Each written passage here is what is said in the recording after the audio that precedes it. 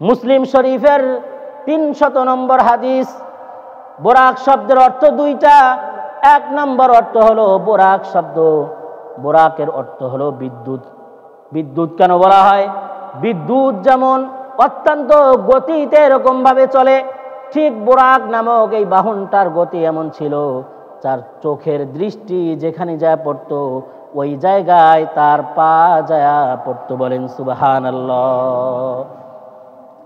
বোরাকের ব্যাখ্যা লেখা হয়েছে, বোরাক গাধার চেয়ে একটু বড়, খচ্চরের চেয়ে একটু ছোট একটা যানবাহন। নবীজি সাল্লাল্লাহু আলাইহি ওয়াসাল্লামকে বলা হলো, জিবরিল বললেন, ইয়া রাসূলুল্লাহ, ইয়া হাবিবাল্লাহ, এই বোরাকের ভিতরে আপনি আরোহণ করেন, এখানে বসেন। বোরাক যখন নিয়ে আসা হলো নবীজি সাল্লাল্লাহু আলাইহি ওয়াসাল্লাম এর জন্য সেখানে জিনপোষ ব্যবহার করা হলো। এখানে বোরাকের ব্যাপারে অনেকগুলো বর্ণনা এসছে, অনেকগুলো দুর্বল মত পাওয়া যায়। ইবনে মাজার 3131 নম্বর হাদিস। এই হাদিসে নবীজি সাল্লাল্লাহু আলাইহি ওয়াসাল্লামের ক্ষেত্রে বোরাক একটা ব্যবহার করেছিল।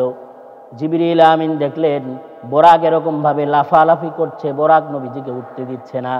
ওই সময় জিবরিল আমিন বললেন, ও বোরাক, তুমি কে জানো তোমার উপরে কে আরোহণ করবে, কে তোমার উপরে এখন ভ্রমণ করবে? তুমি তো জানো না পৃথিবীর মধ্যে আল্লাহর যত মাখলুকাত আছে, এই মাখলুকাতের মধ্যে সব থেকে যে মর্যাদাশীল ব্যক্তি, সব থেকে যে শ্রেষ্ঠতম ব্যক্তি, সব থেকে শ্রেষ্ঠ ব্যক্তি নবী আরবি মুহাম্মদুর রাসূলুল্লাহ তোমার উপরে এখন আরোহণ করবেন। বলেন সুবহানাল্লাহ।